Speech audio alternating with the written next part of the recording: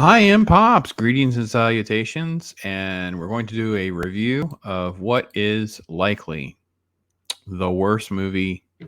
I mean, I don't know. I'm sure there are worse movies. I've reviewed some that are worse movies because there are things that at least happen in this movie. However, this is so abysmally bad.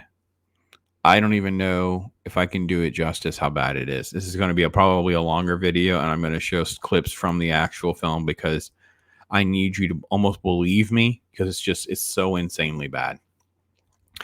And I'm convinced of something I want to throw by you guys because Robert Zemeckis is a great filmmaker, right? I mean, he Back to the Future films, Forrest Gump, Castaway, Flight. I am like okay on Flight, Polar Express. The kids love that. He did Romancing the Stone very early on, and of course Roger Rabbit. So my point is no one in these circles appears to be like from reproach, like the corruption and poison and venom of The Message. That this new Hollywood stuff, these agenda items, is so prevalent that I think he may have just threw it all in. Like nothing. When the film was announced or whatever, I did a video like, I'm not sure that we need to hate on the Blue Fairy. Everybody's like, oh, it's just woke. I'm like, well, yeah, but you changed the Blue Fairy. Like the Blue Fairy is a Blue Fairy. Like she matters in the grand scheme of these three or four moments in the film. But for the most part, changing the Blue Fairy wasn't the end of the world for me. You know, she looks very mannish. The people try to call her trans or what. None of those things are relevant to this story. She's just a different person. But that is nothing to how bad this show is going to be. The show is absolutely horrible. It's insanely bad. The fourth wall breaking begins with Jiminy Cricket. The CGI is it's a She-Hulk problem all over again where things are too bright, too dark. There's no texture. It doesn't sound like Jiminy Cricket. Like they're hiring actors. They don't hire voice actors. Like Jim Cummings is this famous voice actor that's worked for Disney and done all of these different things. And if you've watched most of these, I think he's done almost all of those direct-to-video Winnie the Pooh movies. He's done 2 or 3 voices. He's a phenomenal guy and so talented. Instead, they hire Joseph Gordon-Levitt, who's a fine actor, but he's not Jiminy Cricket, and his voice is not there, and it's just silly and dumb and distracting. And Pinocchio is supposed to be this like really precious, innocent film about, you know, a child and how they can easily be tempted and manipulated. And you have to learn to fight against your worst impulses and desires. You know, don't be a liar. And, you know, there's going to be things like drinking and smoking that will lure you in. You know, obviously you have to go to school. I mean, it's just very fundamental stuff about for like a little boy in particular, because boys' urges are just all over the map. And they took all of this in this film and said, we don't really want to do any of that. We don't really want to do any of that. No, we're going to do this instead. So I paused here at the clocks because this is the image that we got. And you see Tom Hanks here on the left with the puppet. And the puppet looks fine. And Tom Hanks looks fine as Geppetto. Like, that was never really an issue for me. There's a little bit of a song. And you see them try to give a little bit of backstory, and people have been critical of this because after I wrote all my stuff together, I did see review stuff because I thought to myself, how bad am I going to be to this film compared to other people? And really, a lot of people are hating on it, so my review will not be special. He kind of phones it in as Geppetto in this movie. Like it's just a very bland, generic performance. And I think the problem is they try to give a little backstory. Like you see the photo of what his son was. He's lost his son. He's lost his wife. But the wife loved the clocks. We can't sell the clocks because she loved the clocks. And it was just like, yeah. And then I want to get this. I want to show a couple moments because I want to make sure you understand. And this is where they get us, right? Let me make the screen bigger. Because they'll show us pieces like this is directly out of their animated cartoon, right? The little figurine of the woman with the big bosom and how uncomfortable because like little Jiminy's like bumping against it, whatever. And he's kind of got the whole thing like you're still looking at me. You know, that's fine. They give you enough of that. And then you have the crazy, like the puppets chasing the cat. The cat and the fish are absolutely awful, like brutally bad CGI. This is the line about the clocks. Not selling the clocks. But yeah, the cat, and because he's made of pine, hence his name is Pinocchio. That's all that's happening, and you get to move along to the sequence where they're he's chasing the cat, and I'm telling you, the CGI of this cat is absolutely unbearably bad. So I want to show you this clip because this is how bad Disney is out of tune with audiences. And if we don't start saying no, thank you, this is what we get. The clocks are going to go off. Ready, set, and here we go. And we're going to have all these shots of the clocks, which is from the movie, right? And you have this bee, and it's like a clock. Okay, that's kind of interesting. Okay, that's fine. No, that's not what we're going to get. We have to get this. We have to get Woody riding Bullseye on the OK Corral. We have to get Donald Duck. There's an alligator here. You have other stuff in the background. Oh my gosh, like this. Roger Rabbit is right here, center stage. I'm sure there's other stuff in this background. I'm just like, look, the stuff they really want you as the audience member to see is this stuff. And this makes no sense whatsoever. Maleficent. And this is Sleeping Beauty. Like, we just product placement. Really? That's what we're going for? I don't know. I'm sort of like in this phase of shock of how bad it is. By the way, those are not Easter eggs. For those of you who don't understand what an Easter egg would be something that is not presented as obvious. It's in the background. It may be more difficult to notice, or something you wouldn't know about unless you knew more about that property, that franchise, or something like that. An Easter egg is not a clock with Woody shooting out at you to go, oh my God, that's Woody. Holy cow, that's Woody. No, that is not an Easter egg. That's just product placement. That's just the marketing, which makes no sense in a film like Pinocchio, which is from the 1940s, to be showing all this crap that comes. I mean, it's just so cheesy, cheap, bad, whatever. Let me go back to my other screen because this is where I knew the film was going to start having major problems for me. He's going to bed just like their animated film. There's a lot of the structure of this film is the same as the original animated film. It's all of the film. It's just been completely gutted and ripped apart, and there's just nothing left. It's like a hollow husk left. That's Pinocchio. And Pinocchio does his prayer, but he doesn't wish for a real boy. He starts wishing, and then the camera pulls way back. I wish, and we don't know what he wishes for. They cut away. He looks over his shoulder, like it's a freaking cat. There's nothing else there. There's no one there that should be hearing you. So when he goes to bed, he has this line about, should I tell you what I wished for? There's the cat. There's another crappy clock. It's like, I'm not telling you what I wished for. And it's like, well, you probably wished for your son to be alive since we're changing the story.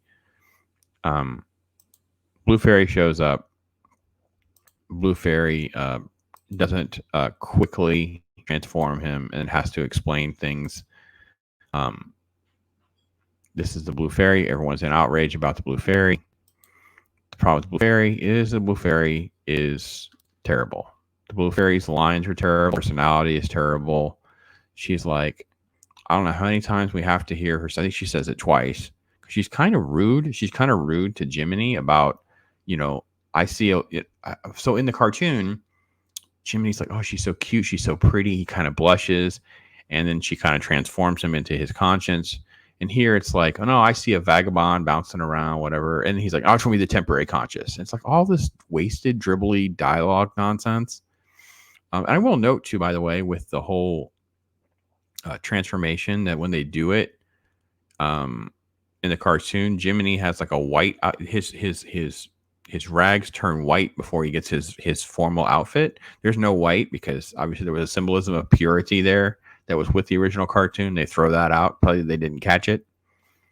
And then she sings "When You Wish Upon a Star," not Jiminy. Yeah. And not all of it. We don't have to sing the whole thing. We don't have to do it justice. Yeah.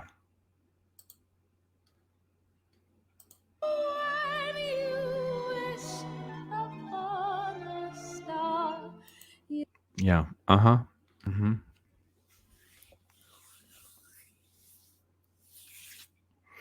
Nope. Big red flags. Big no-nos.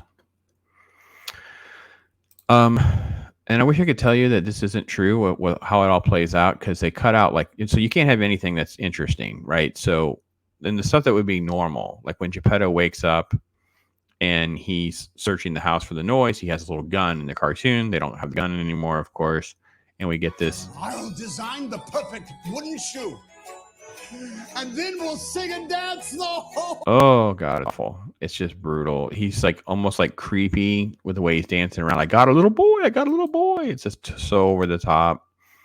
And there's no real conversation about school. It's like you're just going to go to school. Like it's like you made a puppet, and it's like we're going to send him to school. Like I don't understand. Like it doesn't have sort of like the transitional elements like the original film had, and they just send him off to school. And this is the new character. It's a Seagull, voiced by Lorraine Bracco from like Sopranos and Goodfellas, things like that. It is possibly some of the worst voice acting I can possibly imagine. It's so insanely bad. Yeah. Let me see. This is we hear her lines. Hey, Mr. Right or Wrong, hold on to your hat. Isn't that terrible? Like it's just every line is like that. Mr. Right or Wrong, hold on to your hat. It's just so cheesy, bad. Then you get to this scene and you're kind of like, what is happening? So yes, on the way to school, Pinocchio stops so we can look at dung. To someone. Yeah, Honest John, they're all here, but yeah, we have to get to Pinocchio, who is looking at, actual poo on the ground, and he's very, very distracted. And then you have the Honest John sequence, and that's probably one of the few characters that's voiced well. They change up a little bit about how the hammer hits him on the head, so Pinocchio can move on. And then, of course, Jiminy's there, gives him the thing. Let's go to school.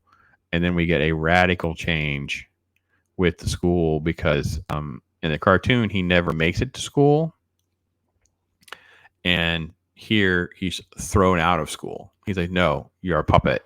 Puppets belong in a puppet show. You don't belong here with the humans.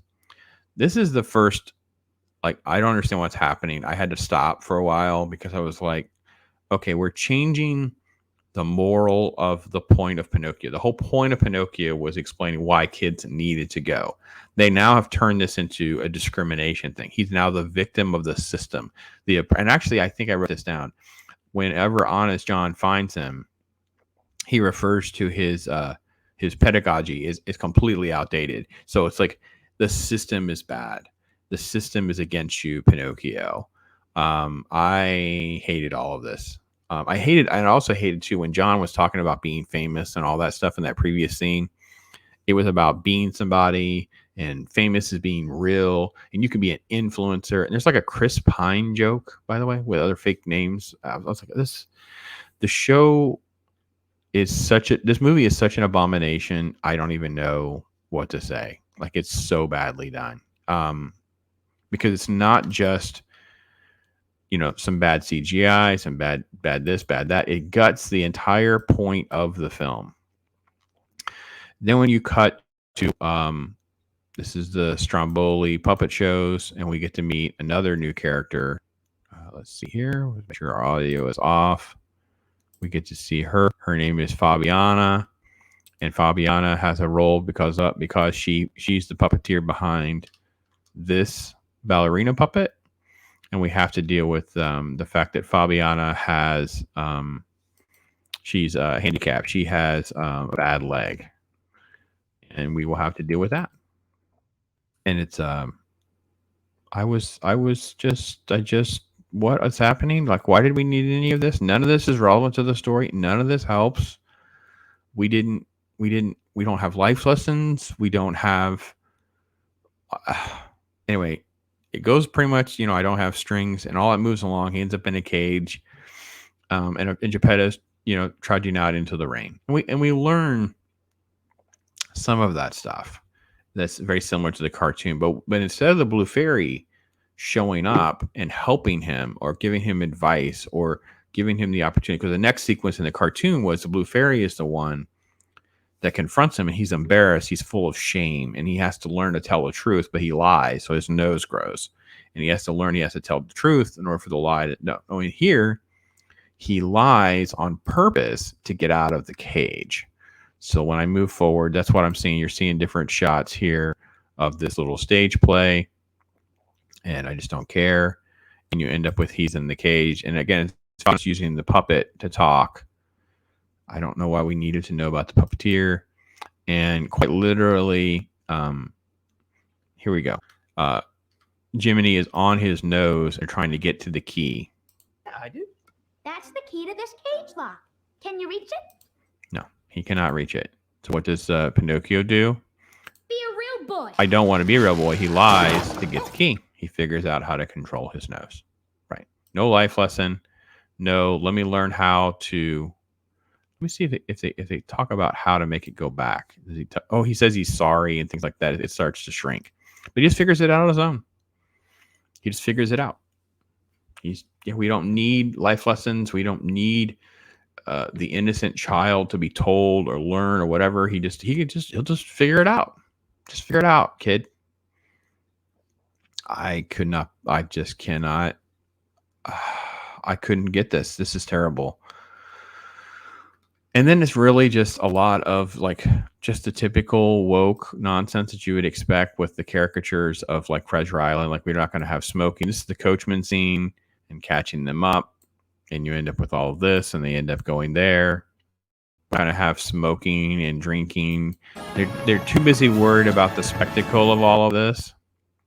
And it's a root beer, by the way. We don't have beer.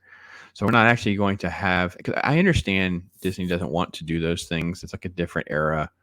And the sequence is glorifying, just like the cartoon, gluttony and vandalism and destructions and all those kinds of things.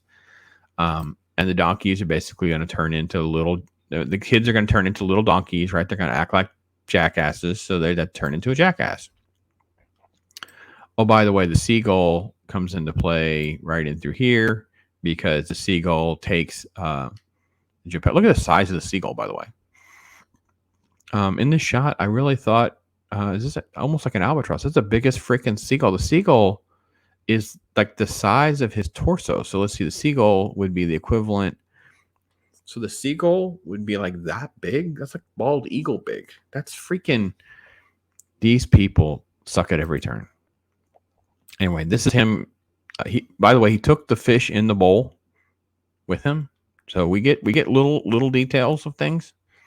Yeah, and you cut to the pool hall scene, which was supposed to be really intense and interesting. The way the shadow on the wall works for the transformation, that kind of stuff. None of this translates to film. Doesn't work at all. There's no shots, or not nearly enough shots, of Jiminy seeing what's happening, and we get these, instead of there actually being like I forgot, my brain just kind of shut off, of like the token workers of them catching these donkey kids. We get these vapor monster things. They're grabbing the donkeys. There you go, vapor donkey kid grabbing this donkey. It all looks terrible. It is terrible. I cannot believe this film is so bad. He falls. We get a little bit, and you get your first shot. The transformation kind of happens.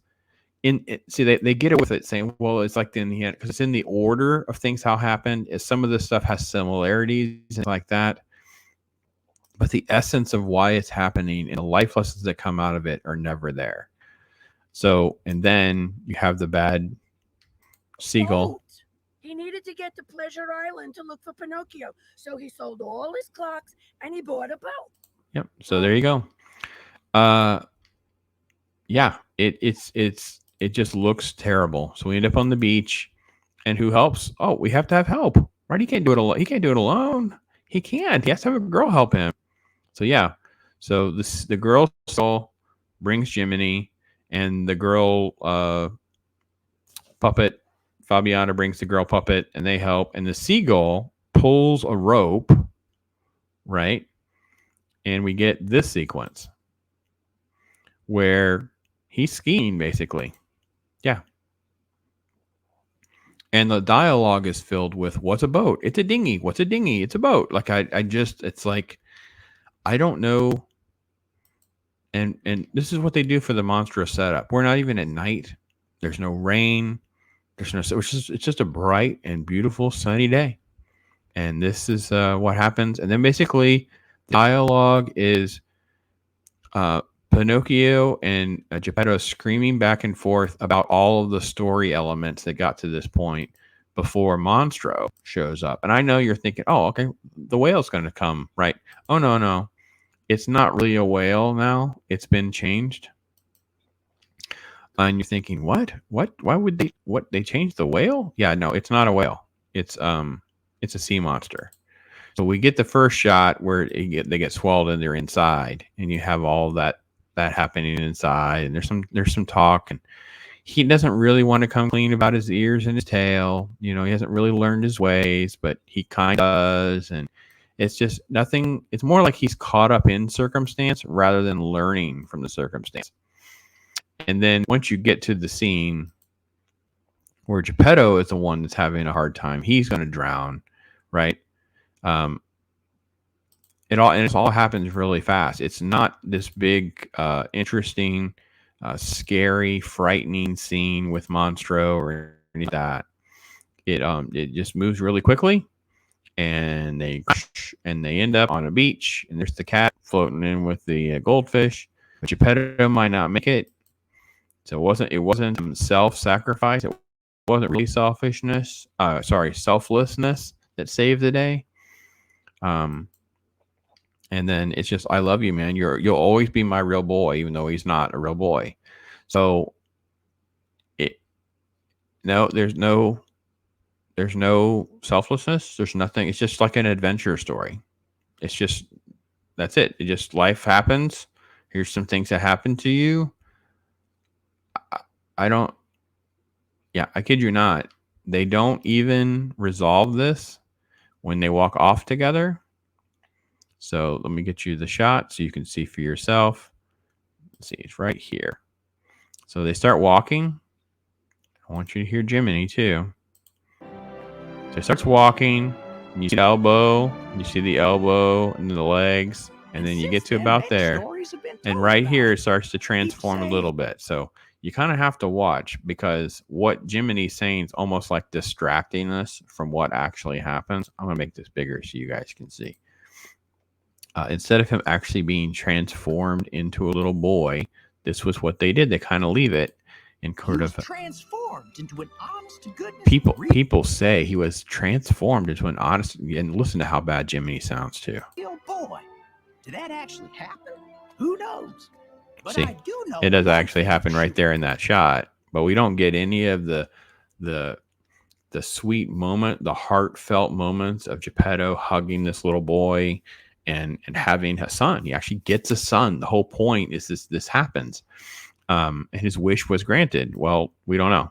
It's just that's how it ends. That's how it ends. It's up to you to decide, I guess. I kid you not. I cannot tell you that it exceeded it exceeded my expectations that it could be as bad as it is. I couldn't believe it's so bad. Like, there's a when they're doing the school scene and they have the kids walking, like there's the one black character. So like, because they're so diverse, we just have this black character walk by. There's no black characters. There's nothing. It doesn't make any sense. They just do it. Right? We had Fabiana because she's handy capable. Oh my God, we're so special. We did it. We included her, and they helped Pinocchio because a girl can help.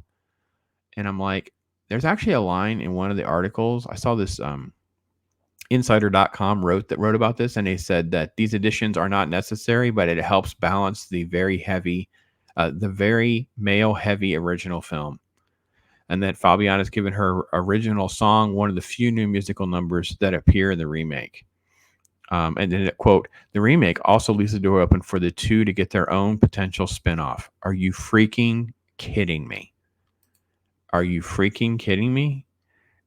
I don't think Insider.com came up with that. I think that's a Disney plant thing. I think there's a good chance that Disney very well purposely asked them to put things like that in there, and that we will have a spinoff Disney Plus show about the little puppeteer girl with her fake leg and whatever. I don't know what to say. Zemeckis had to have phoned this in. Like, screw this. Let this just run its course. They meddled too much. He probably had a script that didn't include some of these things, maybe, and they made him do it. I don't know.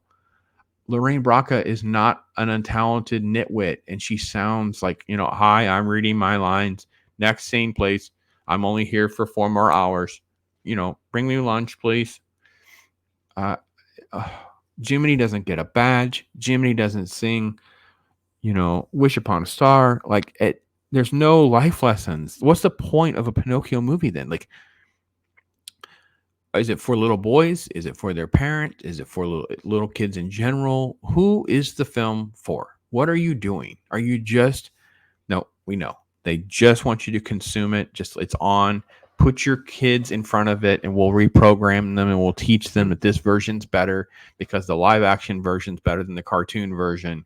Because the cartoon version should not even be on there. Let's face it, they're smoking and drinking in it. Kids will do that if they see it. Even though the whole point of the film is to teach them not to do that. Oh my God. Oh, geez. Okay, listen. Bad film. I don't even tell you. So bad. Yeah. That's all. That's all. Let me give you some Bob Ross too to give you the palate cleanser that you need for some little Bob Ross, and let's go out. That's Pops. That's my review. Oh my gosh. Bob Ross. All I do is chill.